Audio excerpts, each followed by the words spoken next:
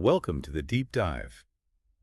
Today we're tackling a feeling that, well, probably resonates with a lot of us listening. Hmm. That little bit of apprehension when you find yourself drawn to someone who's just incredibly ambitious. Yeah. You see their drive, their focus, and this tiny voice inside just whispers, wow, can I even keep up with that? It's such a fascinating push-pull, isn't it? Yeah. You're drawn to that ambition. It's magnetic. Right. But then there's this undertow of maybe insecurity Yeah. or just wondering where you fit. Exactly. Where do you fit? So for this exploration, we really dove into a conversation from the podcast Heartfelt Conversations, Okay. an episode they called The Fear of Loving Another. And we're going to unpack some of their ideas. Sounds good. Yeah, to help you, our listener, understand maybe the deeper currents of this fear and, how to navigate it. So the goal is really to get a fresh perspective on these, well, pretty complex emotions. That's it. Hopefully leaving you feeling a bit more equipped in your own relationships, your own aspirations too. Okay, let's dive right in then. The scenario that kind of kicked things off on Heartfelt Conversations. Right, the anecdote. Yeah, one of the hosts was talking about wanting to date someone who was just so goal-oriented, incredibly driven. To the point where dating wasn't even really on their radar. Exactly. It wasn't a priority for them at that moment. And that really gets to the heart of it, doesn't it? It does. How someone else's intense drive can sometimes feel like this, I don't know, an invisible wall to romance. Yeah, like a barrier. It makes you question, is it their ambition that's the roadblock, or maybe? Or our perception of it, how we're seeing it. That's such a crucial distinction, I think, because our own internal narratives really shape how we interpret someone else's focus. How so? Well, you see that dedication, right? And maybe that's part of the attraction initially. Sure. But your mind can immediately jump to filling in the blanks, maybe assuming there's just no space left for anything or anyone else. Ah, okay. So we project onto it. It really highlights how our own, past experiences or our expectations about relationships color how we see that ambitious potential partner. Absolutely. And that can spiral pretty quickly into feeling, well, a bit less than, right? Mm-hmm. The hosts on Heartfelt Conversations, they talked about this fear, feeling out of reach, Yeah, that phrase really stuck out. like you're somehow less valuable than whatever goal they're pursuing. It's this nagging worry. That you'll always come second. Your needs, your desires. Yeah. Why do you think that feeling of unworthiness gets so tangled up with a partner's ambition? Well, that sense of unworthiness, it can tap into some deeper stuff, psychologically speaking. Like what? Maybe related to our attachment styles or, past relationships where we perhaps felt overlooked or unseen. Okay, I see. So when you see someone pouring so much energy elsewhere, it can kind of trigger those old anxieties about securing their attention, their affection. So it might echo earlier patterns? It could, yeah. It raises that question. Are we seeing their ambition clearly? Or are we projecting our own insecurities onto it? And it's not just about right now either, is it? There's this anxiety about the future. Oh, definitely. The long term. If someone is this driven now, what does a relationship actually look like down the road? Will there be time? Will there be energy for connection? Right. Will there be enough shared moments, enough emotional bandwidth for something truly meaningful? Yeah.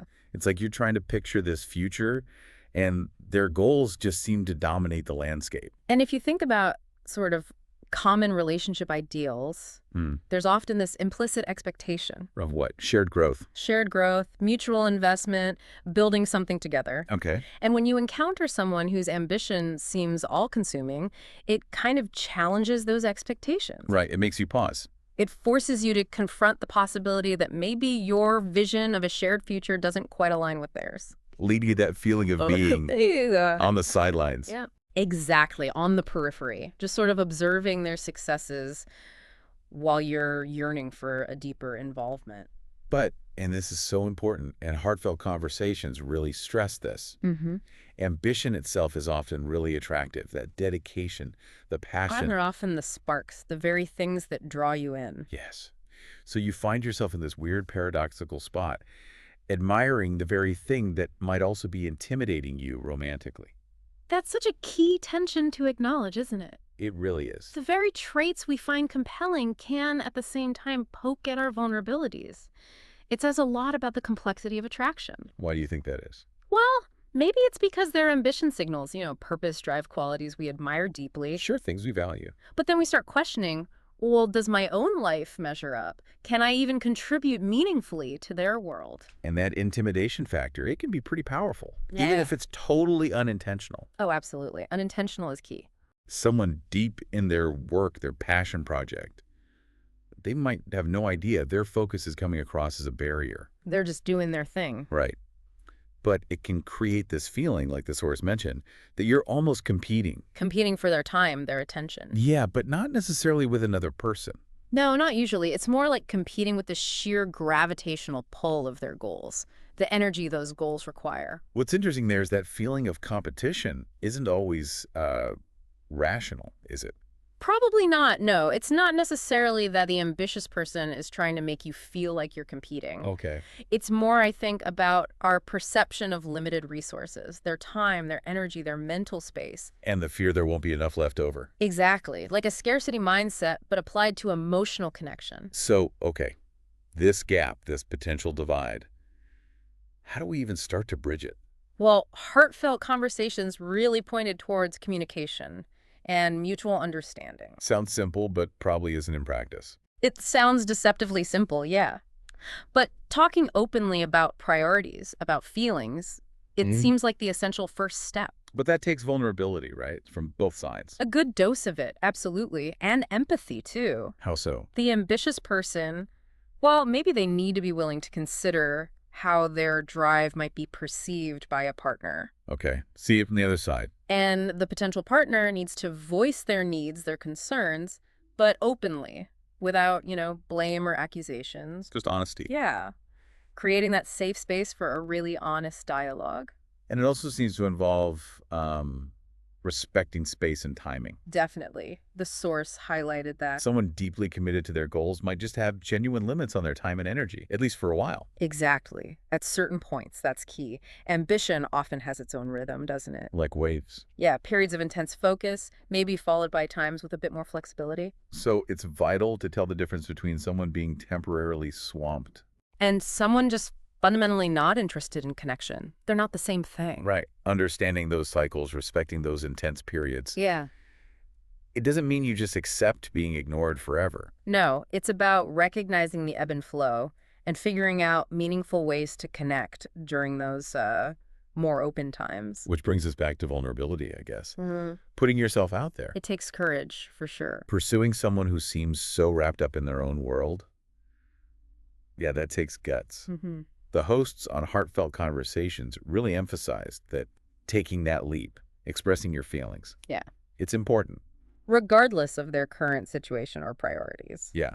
Even if the timing is totally off for them, you've at least been true to your own feelings. You've honored that part of yourself. And that act of vulnerability, it's powerful in itself, whatever the outcome. How do you mean? Well, it opens the possibility of connection, even if it doesn't immediately turn into a romance. It gives clarity. It can give clarity, absolutely.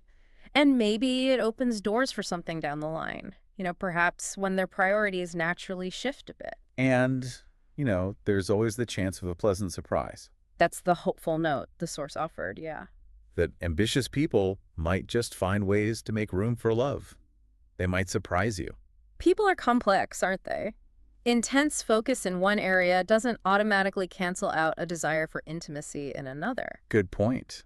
Someone crushing it professionally might still deeply, deeply yearn for a meaningful connection. And be willing to adjust things. Exactly. When they find someone they genuinely value, if we just dismiss that possibility straight away because they seem busy, We might miss out. could miss out on something potentially amazing, yeah.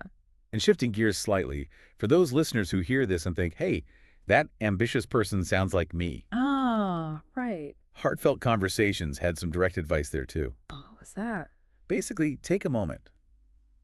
Think about how you can consciously, intentionally create space for a partner amidst all your pursuits. That's really insightful. Good food for thought, for self-reflection. It really is. It just underlines that idea that relationships, well, they require intentional effort, Yeah. especially when one person has huge external We commitment. used to consciously nurture it. Yeah.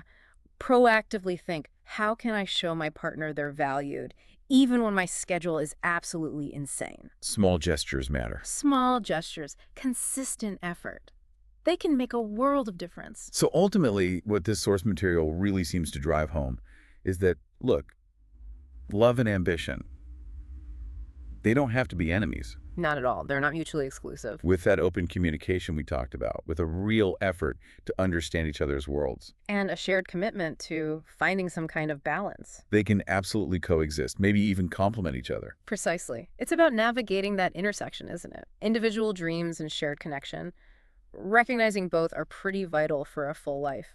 So as we start to wrap up this deep dive, it feels clear that this fear, the fear of loving someone ambitious, it's really common. Oh, yeah. Very relatable. And it often comes from understandable places, worrying about feeling less important, maybe being neglected, or just facing a really uncertain future together. And those fears are valid. Absolutely. They deserve attention. Well, But it's important not to let them be the only thing driving your decisions. right. Don't let the fear paralyze you. Acknowledging the feelings is step one. And then, as we've kind of explored, taking that courageous step to express yourself. Fostering that open communication. It can lead to some unexpected and maybe really positive outcomes. Okay, so here's a final thought for you, the listener, to maybe chew on after our conversation today. Mm-hmm.